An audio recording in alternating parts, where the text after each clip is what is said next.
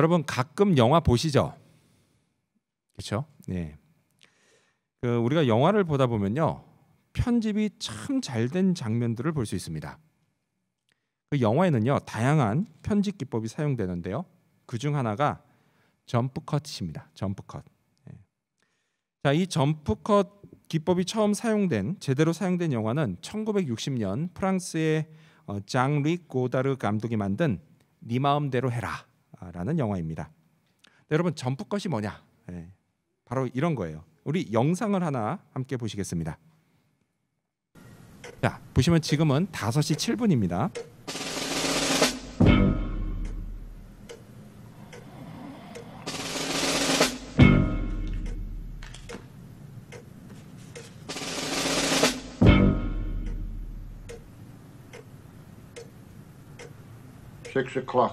And we haven't sold so much as a fur. 네. 지금 이 마지막에 남자분이 한 대사 너무 길어서 다는 못 알아듣고 첫 번째는 알아들었습니다. 6 o'clock 그랬습니다. 6시. 불과 10초 후에 6시가 됩니다. 단 3-4컷으로요. 약 1시간의 시간을 건너뛴 거예요. 이런 걸 점프 컷이라고 합니다. 자, 그런데 여러분, 우리가 쭉 묵상해 오고 있는 민수기에도 이런 점프 컷이 있습니다. 불과 한 컷 사이에요. 한두 시간이 아닌 무려 38년의 시간을 건너뜁니다. 자, 금요일 본문인 19장에서 토요일 본문인 20장으로 단 한 장을 넘어오는데 시간상으로는 무려 38년을 건너뜁니다. 자, 이때는요 모세가 이스라엘 민족을 이끌고 애굽을 탈출한 지 약 40년이 되는 때입니다. 하지만 아직도 가나안 땅에 들어가지 못하고 계속 광야길을 맴돌고 있었습니다. 이런 상황이 지도자인 모세도 참 힘들었을 겁니다. 자, 저는요 이번 설교를 준비하면서 이런 상황에서 모세의 심정이 어땠을까 이걸 생각해 봤습니다. 그래서 오늘 본문인 민수기 20장을 모세의 관점에서 묵상해 봤습니다. 여러분, 모세는요 하나님이 세우신 지도자였습니다. 200만에 가까운 이스라엘 민족의 인도자였어요. 그리고 백성들에게 하나님의 뜻을 가르치고 하나님이 이끄시는 방향으로 인도하는 사람이었습니다. 그래서 그가 내리는 판단과 선택 하나하나가 백성들의 삶을 좌지우지했습니다. 근데 여러분, 이게 얼마나 힘들고 어려운 일인가요? 그러니 막중한 책임감에 모세의 어깨는 늘 무거웠을 겁니다. 그렇게 보낸 세월이 무려 40년입니다. 자, 그런데 성경을 쭉 보면요, 지난 40년간 모세에게는 안식년이라고 하는 게 없었습니다. 그는 이스라엘 민족이 적과 꿀이 흐르는 약속의 땅 가나안에 들어갈 수 있도록 늘 부지런히 일했습니다. 열심히 살았어요. 근데 그러는 사이 함께 애굽을 탈출한 출애굽 1세대가 모두 죽어버렸습니다. 지난 38년 동안에요. 그래서 그 38년 동안 모세 주변에는 하루도 빠짐없이 장례식이 치러졌습니다. 그래서 모세는 자기와 가까운 사람들이 죽는 걸 날마다 지켜봐야 했어요. 동료들도 다 죽고 친구들도 다 죽었습니다. 아내도 죽었습니다. 자, 이런 이별은 이게 언제나 슬픈 일입니다. 근데 여러분, 이거는 다른 사람들만 슬픈가요? 그렇지 않죠. 모세인들 슬프지 않았겠습니까? 슬픔이 끊임없이 반복됩니다. 근데 여러분, 이렇게 슬픔이 끊임없이 반복되면 마음이 힘들어져요. 지쳐버립니다. 여러분, 출애굽 1세대가 가나안에 들어가지 못하고 광야에서 죽게 된 이유가 뭐죠? 혹시 기억나세요? 지난 38년 전에 가데스에서 저지른 큰 죄 때문이었습니다. 그때 그곳에서 그들이 하나님을 믿지 않았습니다. 자, 그런데 여러분, 오늘 본문인 민수기 20장은 모세가 출애굽 2세대를 이끌고 다시 가데스로 오면서 시작됩니다. 자, 이곳에서 모세가 지난 38년 전의 일을 떠올리면서 무슨 생각을 했을까요? 저는요, 모세가 이런 생각을 했을 거라고 생각합니다. 부디 이번에는 백성들이 잘할 수 있어야 될 텐데, 잘해야 될 텐데. 그러면서 마음이 불안하고 또 염려도 됐을 겁니다. 근데 그러던 차에 이런 일이 벌어집니다. 오늘 1절 말씀이 이렇게 시작이 되죠. 첫째 달에 이스라엘 자손 곧 온 회중이 신광야에 이르러 백성이 가데스에 머물더니 미리암이 거기서 죽음에 거기에 장사되니라. 여러분, 이 미리암이 모세에게 누구죠? 누나입니다. 누나 미리암이 죽은 거예요. 자, 누나의 죽음을 보면서 모세에게 무슨 생각이 들었을까요? 이제 누나도 죽었으니 곧 형도 죽고 나도 죽겠구나. 이런 생각이 들지 않았을까요? 여러분 이때 모세의 나이가 몇 살이냐면 120세였습니다. 120세. 충분히 그런 생각이 들죠. 그러다 보니까 또다시 모세의 마음이 무거워집니다. 자, 민수기 20장이 시작될 때요, 모세가 이런 상태였습니다. 자, 이때 이스라엘 공동체는 매우 중요한 순간을 맞이하고 있었어요. 눈앞에 다시 가나안 땅이 나타난 겁니다. 그리고 모세는 출애굽 2세대와 함께 새로운 출발을 시작해야 했습니다. 하지만 그의 몸과 마음은 이미 너무 지쳐 있었습니다. 이런 상황에서 모세가 직면한 현실, 그 현실은 과연 어땠을까요? 근데 이번에는 모세가요, 큰 잘못을 저지릅니다. 자, 그럼 그가 한 잘못은 과연 무엇일까요? 이를 통해서 오늘 우리가 얻어야 할 교훈을 알아보고자 합니다. 먼저 첫 번째로, 모세가 직면한 현실은 좀채 변화되지 않는 백성들이었습니다. 첫 번째로 모세가 직면한 현실은 좀채 변화되지 않는 백성들이었습니다. 자, 이곳 가데스에서 모세의 마음을 힘들게 하는 일이 또 벌어졌습니다. 그곳에 물이 없었던 겁니다. 자, 이곳이 이름이 뭐죠? 가데스예요. 가데스. 근데 여러분, 히브리어로 가데스는 거룩한 샘이라는 뜻입니다. 이름에서 알 수 있듯이. 여러분, 이곳은요, 원래 오아시스 지역으로요, 4개의 샘물이 있어서 원래 끊임없이 물이 솟아나오는 그런 곳이었습니다. 자, 그래서 모세와 백성들이 가데스로 간다라고 했을 때, 아, 이제 저기 도착하면 물이 많겠구나, 이걸 기대했었을 거예요. 하지만 막상 그곳에 와보니까 물이 없었던 겁니다. 그러니 이 사람들이 얼마나 실망했겠습니까? 자, 그래서 어떻게 했느냐? 백성들이 모세와 아론에게로 모여듭니다. 왜 모여들었느냐? 다 함께 모여서 기도회를 열고 하늘의 문을 열어 비를 내려달라고 하나님께 기도하기 위해서였을까요? 그랬다면 얼마나 좋았을까요? 하지만 그럴 리가 없죠. 자, 3절은 이렇게 이야기가 진행이 됩니다. 백성이 모세와 다투어 말하여 라고 되어 있습니다. 뭐죠? 모세한테 따지려고 모여들었던 거예요. 모여서 모세를 원망합니다. 자, 4절은 여러분 성경 보시면서 읽겠습니다. 4절 시작. 너희가 어찌하여 여호와의 회중을 이 광야로 인도하여 우리와 우리 짐승이 다 여기서 죽게 하느냐. 모세를 원망합니다. 그렇죠? 근데 여러분, 이런 모습은 출애굽 1세대와 다를 바가 없어요. 1세대도 무지하게 모세를 원망했습니다. 2세대도 여전히 모세를 원망하고 있었던 거예요. 달라진 게 없습니다. 달라진 게 없어요.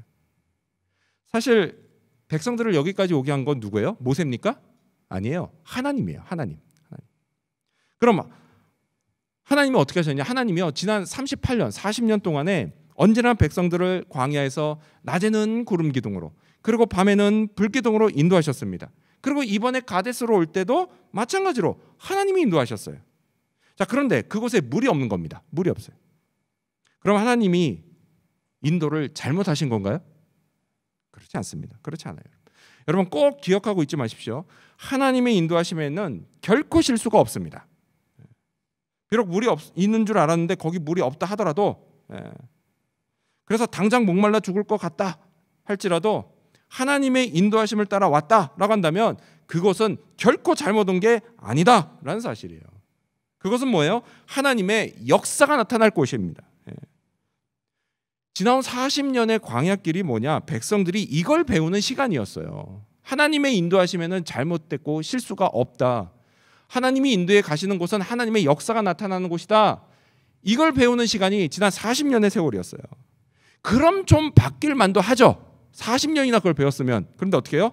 백성들이 여전히 바뀌지 않았습니다. 여전히 원망을 했어요. 그런 백성들을 보면서 모세가 마음이 또 힘들어졌을 겁니다. 백성들은 또 이렇게 말합니다. 우리 3절 말씀, 이번에는 여러분 성경 보시면서 읽겠습니다. 3절 시작. 백성이 모세와 다투어 말하여 이르되 우리 형제들이 여호와 앞에서 죽을 때에 우리도 죽었더라면 좋을 뻔하였도다. 뭐라고 말하죠? 여전히 죽고 싶다라고 말합니다.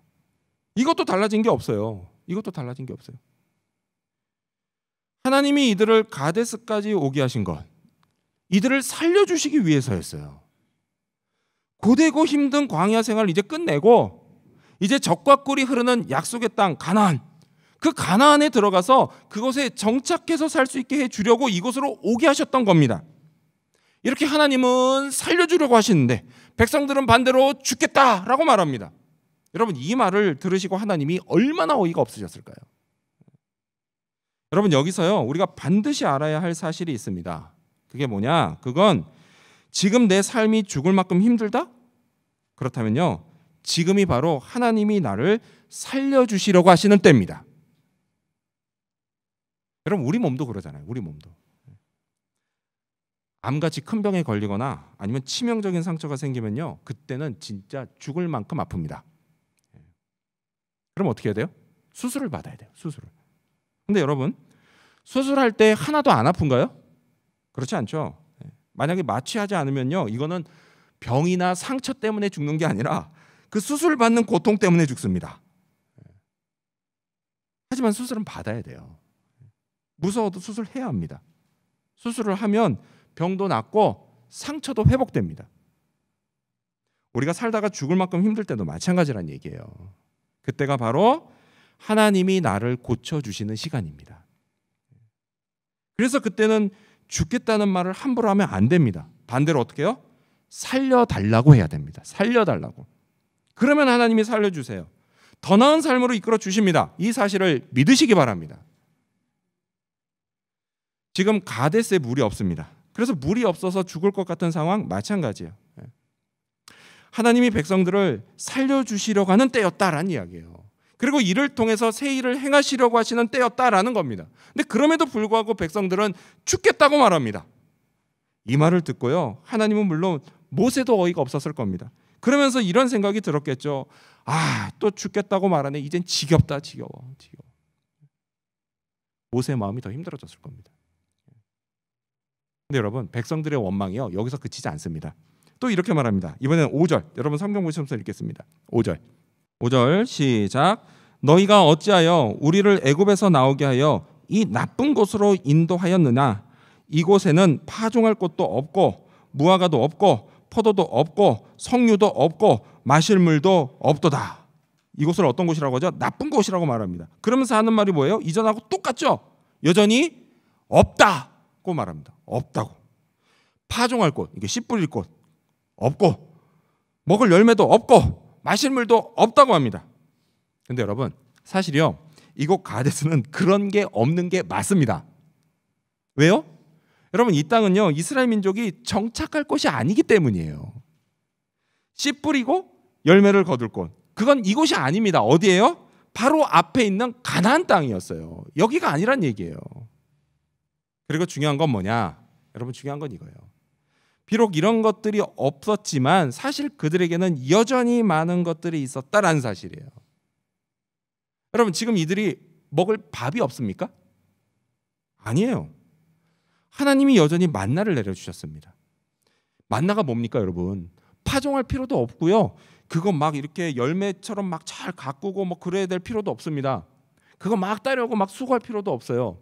아무 수고도 하지 않고 공짜로 얻는 거 그게 만나예요. 만나가 있었어요. 만나가. 물이요? 물이 없다고요? 여러분 그건요 하나님께 달라고 하면 하나님이 주실 것이었습니다. 이렇게 여전히 많은 것을 가지고 있었지만 백성들은 옛날이나 지금이나 여전히 없다고 투정합니다. 없다고 투정해요. 이런 백성들을 보면서 모세가 이런 생각을 했을 거예요. 아, 얘들은 또 없다고 하네. 진짜 너무한다. 너무해. 그래서 모세의 마음이 더 힘들어졌을 겁니다. 그렇죠. 여러분 이런 백성들의 모습은요 38년 전 이곳 가데스에서 큰 잘못을 저지른 출애굽 1세대의 모습과 전혀 다르지 않았습니다. 백성들은 좀체 변화되지 않았습니다. 여러분 이게 인간의 모습이에요. 인간의 모습. 누가 그러더군요. 사람은 고쳐서 쓰는 게 아니라고. 근데 여러분 사실 이건요 너무 부정적인 말입니다. 근데 너무 부정적인 말이긴 하지만 그만큼 인간은 좀체 변화되지 않는다라는 사실이에요. 그 사람 안에서요 성령의 강력한 역사가 일어나기 전까지는 결코 변하지 않습니다. 이날 모세가 맞닥뜨린 현실 그건요 좀체 변화되지 않는 백성들의 모습이었어요.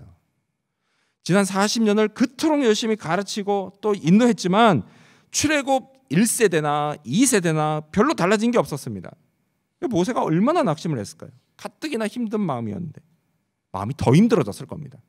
그래서 모세가 어떻게 했을까요? 6절 말씀을 보면 모세와 아론이 회중 앞을 떠나 회막문에 이르러 엎드림에 여호와의 영광이 그들에게 나타나며 라고 되어 있습니다. 모세는요 일단 하나님 앞에 엎드렸습니다. 엎드려서 기도했습니다. 여러분 이건요 참 잘한 겁니다. 잘한 거예요. 여러분 오늘 우리의 현실도요 모세가 맞닥뜨린 현실과 크게 다르지 않습니다. 주변 사람들인 우리 가족, 내 친구, 내 동료, 내 이웃의 성품과 말과 행동이요 좀채 변화되지 않는 현실을 보게 됩니다. 근데 여러분 이거요 그들만 그런 게 아니에요. 실은 나 자신도 좀채 변화되지 않습니다. 예수님을 닮으려고 노력하긴 합니다. 노력하긴 하지만 내 삶이 조금만 어려워지고 또 조금만 힘든 상태가 되면 이미 없어진 줄 알았던 내 옛 성품, 그 옛 성품이 다시 그냥 불쑥 튀어나오는 걸 보게 됩니다. 그럴 때 우리도요 모세처럼 일단 하나님 앞에 엎드려야 합니다. 엎드려 기도해야 합니다. 그러면 하나님이 말씀하십니다. 그래서 그 말씀 잘 듣고 온전히 순종하시기를 바랍니다. 저와 여러분 모두가 그런 사람들이 되기를 축원합니다. 두 번째로 이날 모세가 저지른 잘못은 하나님을 믿지 않았다라는 것입니다. 두 번째로 모세가 저지른 잘못은 하나님을 믿지 않았다라는 것입니다. 자, 이날 모세는요 하나님 앞에 두 가지 큰 잘못을 저지릅니다. 12절 여러분 성경 보시면서 같이 읽겠습니다. 민수기 20장 12절입니다. 12절 시작. 여호와께서 모세와 아론에게 이르시되 너희가 나를 믿지 아니하고 이스라엘 자손의 목전에서 내 거룩함을 나타내지 아니한 고로 너희는 이 회중을 내가 그들에게 준 땅으로 인도하여 드리지 못하리라 하시니라. 아멘. 두 가지 잘못이 나와요. 첫 번째 잘못이 뭐냐? 하나님을 믿지 않은 것이었습니다. 아니 여러분, 믿음으로 애굽과 맞서 싸워 승리하고 그리고 또 믿음으로 홍해 바다가 갈라지는 등 이제껏 40년 동안 믿음으로 수많은 일을 해낸 모세인데, 아니 그럼 모세가 이번에는 왜 그랬을까요? 그만큼 현재 모세의 몸과 마음이 힘들고 지쳐 있었다라는 거예요. 여러분 우리가요 구약 성경 열왕기상을 보면요 거기 위대한 선지자가 나옵니다. 누구냐? 엘리야가 나와요. 위대한 믿음의 선지자죠. 자, 근데 이 엘리야도요 갈멜산에서 바알 선지자 450명하고 딱 맞짱을 뜹니다. 예. 맞서 싸워서 거기서 엄청난 승리를 거둬요. 하늘에 불이 확 내려오니까 엄청난 승리를 거둡니다. 근데 그 직후에 어떻게 되죠? 성경을 보면 그 역시도요 몸과 마음이 지쳐서 얼마 후에 로뎀 나무 아래에서 전혀 믿음 없는 그런 말을 하는 걸 볼 수 있습니다. 근데 여러분 이런 거요 우리도 마찬가지예요. 우리 역시도요 몸과 마음이 지치고 힘들면 모세처럼 하나님을 불신하는 일이 생길 수 있습니다. 자, 그럼 모세가 하나님을 믿지 않은 게 어떤 식으로 나타났느냐? 좀 더 자세히 살펴볼까요? 자, 이날 하나님은요 모세에게 두 가지를 명령하셨습니다. 우리 스크린 보시면서 같이 읽어볼까요? 8절 말씀이에요. 8절 읽습니다. 시작. 지팡이를 가지고 내 형 아론과 함께 회중을 모으고. 자, 첫 번째가 이거죠. 지팡이 가지고 회중을 모으는 거였어요. 그게 첫 번째 명령입니다. 두 번째 명령 계속 읽어볼까요? 시작. 그들의 목전에서 너희는 반석에게 명령하여 물을 내라 하라. 내가 그 반석이 물을 내게 하여 회중과 그들의 짐승에게 마시게 할지니라. 아멘. 그렇죠? 자, 두 번째 명령은 반석에게 명령하여 물을 내라 하는 거였어요. 자, 그런데 모세가 어떻게 했느냐? 계속해서 9절과 10절 말씀을 읽겠습니다. 스크린 보시면서요. 시작. 모세가 그 명령대로 여호와 앞에서 지팡이를 잡으니라. 모세와 아론이 회중을 그 반석 앞에 모으고. 자, 그렇죠?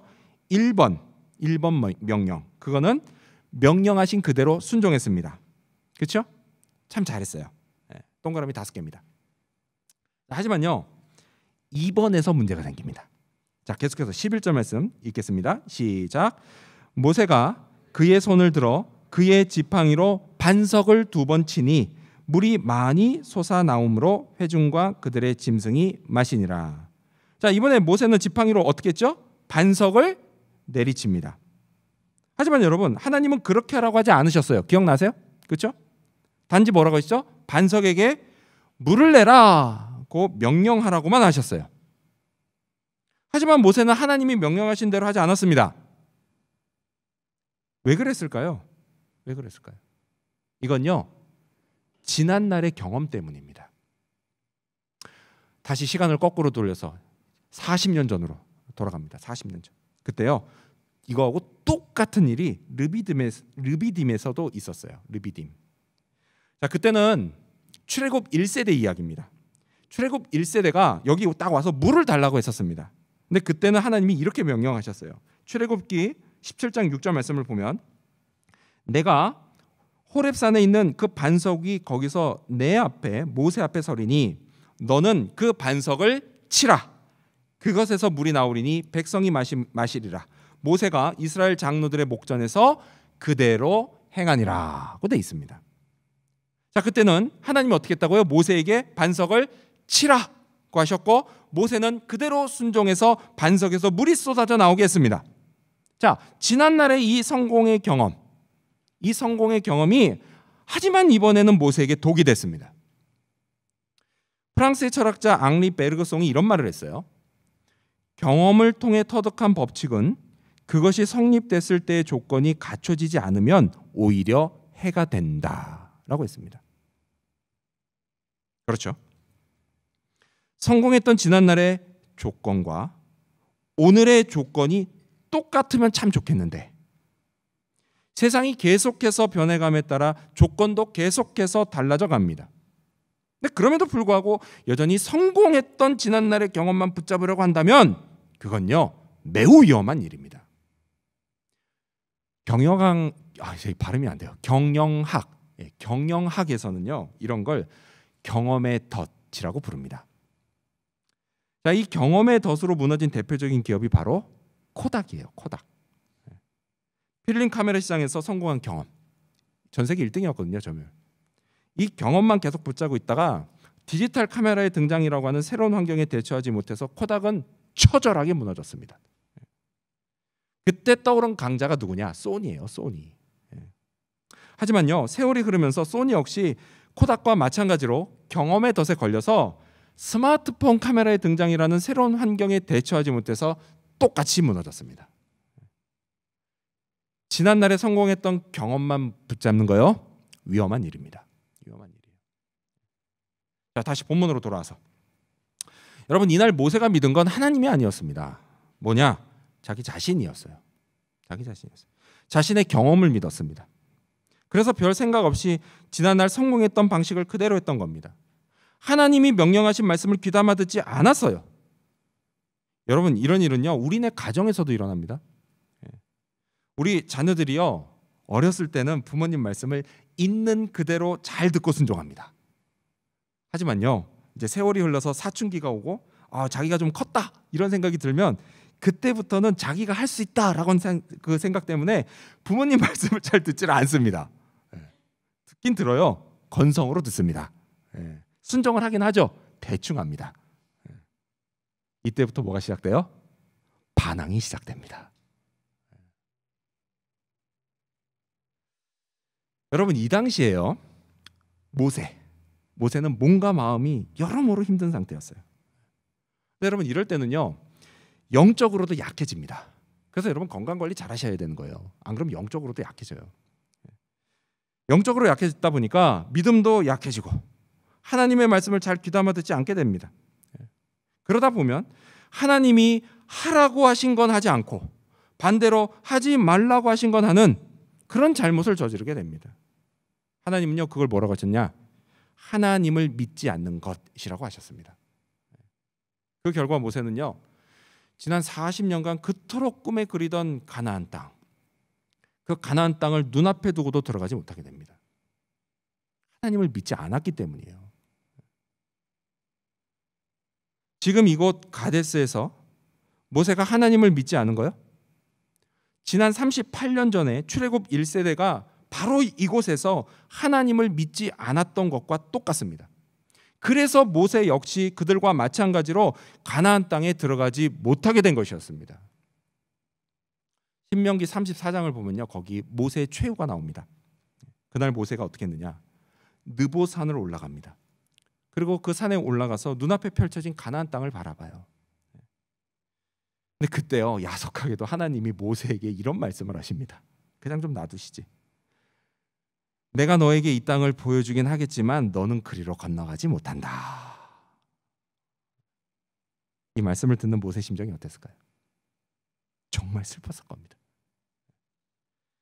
하나님을 믿지 않았던 일이 후회됐을 거예요. 이런 안타까운 일이 오늘 우리에게도 일어날 수 있습니다.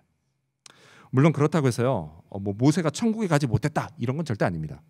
여러분, 모세는 천국 갔습니다. 어떻게 할 수 있느냐? 먼 훗날에요, 모세가 예수님이 서 계신 변화산에 나타났습니다. 그거로 봐서 그는 분명 천국에 갔습니다. 그러나 이 땅에 사는 동안에는 그가 그토록 소원했던 일을 끝내 이루지 못했습니다. 저와 여러분에게는요, 이런 일이 없기를 바랍니다. 이를 위해서 여러분, 나 자신이 아닌 하나님을 믿으시기 바랍니다. 내 경험이 아닌 하나님의 말씀에 집중하시기 바랍니다. 흐르는 세월 속에 환경과 조건이 새로워지고, 그리고 그 안에서 하나님이 새로운 일을 행하실 때 우리에게 주시는 새로운 명령을 놓치지 않고 잘 들을 수 있기를 바랍니다. 그리고 그대로 순종하시기를 바랍니다. 이를 통해서 여전히 나와 우리를 통해 일하시는 하나님을 경험하게 되는 저와 여러분이 되시기를 축원합니다. 마지막 세 번째로, 모세의 또 하나의 잘못은 하나님의 거룩함을 나타내지 않았다라는 것입니다. 마지막 세 번째로, 모세의 또 하나의 잘못은 하나님의 거룩함을 나타내지 않았다라는 겁니다. 12절, 여러분 성경 보시면서 다시 읽겠습니다. 12절 읽습니다. 12절 시작. 여호와께서 모세와 아론에게 이르시되 너희가 나를 믿지 아니하고 이스라엘 자손의 목전에서 내 거룩함을 나타내지 아니한 고로 너희는 이 회중을 내가 그들에게 준 땅으로 인도하여 드리지 못하리라 하시니라. 두 번째 잘못 뭐죠? 이스라엘 자손 앞에서 하나님의 거룩함을 나타내지 않았다라는 거예요. 네, 여러분, 이게 구체적으로 무슨 말일까요? 한번 생각해 봤습니다. 하나님의 거룩하심을 사람들 앞에서 나타내지 않았다? 이게 구체적으로 무슨 뜻일까? 여러분, 이걸 이해하기 위해서는요, 먼저 하나님은 당신의 거룩함을 백성들에게 어떻게 나타내시는가, 이걸 알아야 합니다. 물론 하나님은요, 다양한 방식으로 거룩함을 나타내세요. 자, 그런데요, 그 중에서도 특히 이스라엘 민족이 출애굽을 하고 광야 생활을 하던 이때 당시, 또 율법이 주어지고 하나님을 예배하는 제사 제도가 시작된 이때 당시에는 하나님이 당신의 거룩함을 어떻게 나타내려고 하셨는지 그걸 알아야 합니다. 자, 그럼 그걸 알게 되면은 이날 이곳에서 이렇게 말씀하신 하나님의 뜻을 알 수가 있어요. 자, 구약 성경 레위기를 보면요, 성막과 제사장 제도가 막 시작된 시점에서 큰 사건 하나가 벌어집니다. 우리 이거 큐티 했었던 본문이거든요. 몇 달 전에. 혹시 기억나세요? 이게 뭐냐? 바로 제사장 2명이 하나님 앞에서 다른 불로 분향하다가 죽은 사건이었어요. 그때 하나님이요, 모세를 불러서 대제사장 아론에게 이렇게 이 말씀을 전하라고 하십니다. 스크린 보시면서 같이 읽어볼까요? 레위기 10장 3절입니다. 시작. 모세가 아론에게 이르되 이는 여호와의 말씀이라. 이르시기를 나는 나를 가까이 하는 자 중에서 내 거룩함을 나타내겠고 온 백성 앞에서 내 영광을 나타내리라 하셨느니라. 아멘. 자, 그래서 이 말씀에 따르면 하나님이 거룩함을 나타내시는 방법은 백성들이 하나님께 가까이 오게 하는 것이었습니다. 그렇습니다, 여러분. 하나님은요, 백성들과 함께 있기를 원하셨습니다. 그리고 이런 바람은 백성들도 마찬가지였습니다. 자, 오늘 본문에서 목이 마른 백성들이 물을 요구하면서 모세를 원망합니다. 그런데 여러분, 그들이 원했던 건 단지 물뿐이었을까요? 그렇지 않아요. 물을 달라고 하는 이 요구 이면에는 보다 근본적인 요구가 있었습니다. 그건 바로 하나님이 자기들과 함께 계신지를 알고 싶었다라는 거예요. 여러분, 이건요, 똑같이 물을 요구했던 40년 전 르비딤 무리바 물 사건을 보면 알 수가 있습니다. 자, 출애굽기로 다시 돌아가서 17장 7절에 이런 말씀이 있어요. 이 사건 끝나고 결론 짓는 이야기입니다. 그가 그곳 이름을 마사 또는 무리바라 불렀으니 이는 이스라엘 자손이 다투었음이요 또는 그들이 여호와를 시험하여 이르기를 여호와께서 우리 중에 계신가 안 계신가 하였음이더라. 그렇죠? 자, 이와 똑같은 바람이 출애굽 2세대에게도 있었습니다. 하나님이 이걸 아셨어요. 이걸 아셨습니다. 그래서 어떻게 하셨냐? 막 물 달라고 막 원망하고 불평하고 막 투정 부리고 있는데 백성들이 진노하지 않으시고 하나님이 그냥 물을 주셨습니다. 여러분 한번 잘 생각해 보세요. 우리 민수기 쭉 묵상해 왔잖아요. 이 민수기를 쭉 읽어보면요, 백성들이 모세나 하나님을 원망할 때 하나님은 그런 백성들에게 진노하셨습니다. 네, 이것들을 그냥 두지 않을 거예요. 당장 진노하셨어요. 하지만 이번에는 달라요. 한번 자세히 보세요. 이번에는 다릅니다. 하나님이 진노하지 않으십니다. 전혀 화를 내지 않으세요. 그리고 그저 물을 주십니다. 물을 주세요. 심지어 방법이 틀렸는데도 물을 주세요. 모세가 하나님이 명령하신 대로 하지 않았습니다. 엉뚱하게 막 지팡이 휘둘렀어요. 근데 그럼에도 불구하고 하나님이 반석에서 물이 쏟아져 나와서 백성들이 마시게 하셨습니다. 오히려 화를 낸 게 누구예요? 모세예요. 모세. 화는 모세가 냈습니다. 우리 스크린 보시면서 같이 읽어볼까요? 민수기 20장 10절과 11절입니다. 시작. 모세와 아론이 회중을 그 반석 앞에 모으고 모세가 그들에게 이르되 반역한 너희여 들으라. 우리가 너희를 위하여 이 반석에서 물을 내려 하고 모세가 그의 손을 들어 그의 지팡이로 반석을 2번 치니.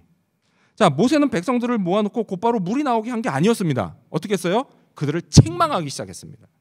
자, 모세의 상태로 딱 감안해서, 이때 모세의 상태를 감안해서 읽으면 지금 조금 전에 읽었던 말씀이 이거예요. 잘 들어 이 반역자들아, 우리가 반석에서 또 물을 내야겠어? 이렇게 말한 겁니다. 텍스트는 너무 고상해요. 이게 리얼입니다. 지금 모세는 화가 단단히 나 있습니다. 그래서 홧김에 하나님이 시키지도 않은 일을 합니다. 지팡이로 반석을 친 거예요. 근데 그것도요, 한 번도 아니라 2번이나 내리쳤습니다. 팍! 팍! 웃으면서 쳤겠습니까? 인상 팍 쓰면서 쳤지. 모세가 왜 그랬을까요? 여러분, 모세는요, 하나님께 세상에서 가장 온유한 사람이라는 평가를 받던 사람이에요. 그런데 왜 이렇게 됐을까라는 겁니다. 그건요, 몸과 마음이 너무 힘들고 지쳐 있었기 때문이에요. 이 때문에 한순간 감정을 다스리지 못하고 폭발했던 겁니다. 여러분, 우리도요, 얼마든지 그럴 수 있습니다. 모세나 우리나 다 같은 인간이기 때문이에요. 우리도 똑같은 잘못을 저지를 수 있습니다. 하지만 여러분, 그렇다고 해서 그게 괜찮다라는 말은 절대 아닙니다. 이런 모세의 잘못은요, 결국 그가 가나안 땅에 들어가지 못하는 또 하나의 이유가 됐어요. 여러분, 하나님은요, 당신의 거룩함을 백성들 앞에 나타내지 않았다고 모세를 책망하십니다. 비록 원망하고 범죄하는 백성들이지만 그들에게 물을 주어 마시게 하시고 또 하나님이 함께 계신 것을 확인시켜 주시고 그렇게 하나님께 가까이 오게 하려고 하셨던 하나님의 뜻, 이를 통해서 하나님의 거룩함을 나타내시려고 하셨던 하나님의 뜻, 그 뜻을 모세가 어긋나게 했던 것입니다. 하나님은요, 백성들을 향한 원대한 계획을 가지고 계셨어요. 그건요, 40년 오랜 세월이 흘러도 좀채 변화되지 않는 백성들이지만 그럼에도 불구하고 그런 그들을 가나안 땅에 들어가게 하시고 그곳에서 하나님의 제사장 나라가 되게 하시는 것이었습니다. 그리고 이를 통해서 훗날 예수님이 이 땅에 그리스도로 오시고 그분을 통해서 세상 모든 사람이 죄를 용서받고 하나님의 자녀가 되는 인류 구원의 위대한 계획을 가지고 계셨습니다. 하나님은 백성들을 사랑하셨어요. 그리고 은혜를 베푸셨습니다. 하지만 모세는 하나님을 믿지 않았고 백성들을 향한 하나님의 계획도 믿지 않았습니다. 그래서 하나님도 화내지 않으신 백성들에게 자기가 화를 냈습니다. 분명 하나님이 이번에는요, 백성들이 아니라 이 모세를 보시면서 어이없어 하셨을 거예요. 아니, 쟤는 나도 화를 내지 않는데 왜 네가 화를 내? 이렇게 모세는요, 하나님의 거룩함을 나타내지 못하는 큰 잘못을 저질렀습니다. 이런 잘못을 우리도 저지를 수 있어요. 따라서 여러분, 힘들고 지치십니까? 몸과 마음이 어렵습니까? 그럴 때도 하나님은 우리에게 사람들 앞에서 하나님의 거룩함을 나타내라고 하십니다. 나를 화나게 만드는 사람일지라도 그 사람을 향한 하나님의 계획이 있다는 사실을 믿으시기 바랍니다. 그 사람이 내 친구일 수도 있고요, 내 가족일 수도 있고요, 같이 일하는 사람일 수도 있고요, 또는 우리 교인일 수도 있습니다. 꼭 기억하십시오, 여러분. 하나님이 그 사람에게 화내지 않으시면 우리도 화내지 말아야 합니다. 나를 통해서 일하시는 하나님은 그 사람을 통해서도 일하십니다. 내가 하나님께 쓰임받는 도구라면 그 사람도 마찬가지예요. 내가 다 알지 못하는 하나님의 은혜와 사랑, 그 사람을 향한 그 하나님의 은혜와 사랑, 그리고 원대한 계획이 있다는 사실을 믿으시기 바랍니다. 그리고 감정을 다스리시기 바랍니다. 이를 위해 여러분, 성령 충만을 구하십시오. 성령께서 내 마음의 감정과 내 생각의 판단과 내 입술의 말과 내 몸의 행동을 주장해 주시도록 기도하시기 바랍니다. 몸과 마음이 연약한 나를 위해서 십자가로 가셔서 나 대신 그 십자가를 지신 예수님을 묵상하시기 바랍니다. 그러면요, 나를 만져주시고 회복시켜주시는 하나님의 손길을 경험하게 될 것입니다. 이 사실도 믿으시기 바랍니다.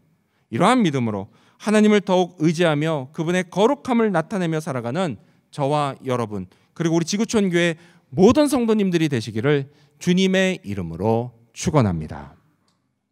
기도하겠습니다.